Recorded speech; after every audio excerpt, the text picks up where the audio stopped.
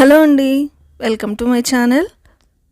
ఈరోజు ఒక cleaning tip గురించి మీతో షేర్ చేస్తున్నాను. శ్రావణ మాసం కూడా వచ్చేస్తుంది కదా, ఇంకా అందరూ పూజా ఐటమ్స్ అన్నీ క్లీన్ చేస్తూ ఉంటారు కదా. ఎలా క్లీన్ చేయాలి అని మనం టిప్స్ ఫాలో అవుతాం కదా, అలానే నేను ఒకటి చేశాను. బాగా వైరల్ అయిన టిప్ అన్నమాట ఇది. పసుపు, పెరుగు, నిమ్మరసం వేసుకొని బాగా మిక్స్ చేసుకొని వెండి కానీ ఇత్తడి వాటికి కానీ ఇలా పూస్తేనే ఎమ్మటే మంచిగా అయిపోయినట్టు చూపిస్తున్నారు కదా.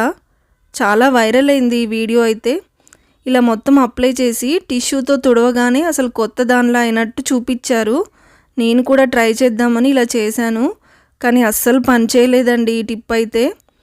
నాకైతే చాలా పసుపు వేస్ట్ అయిపోయింది, చాలా టైం కూడా వేస్ట్ అయింది.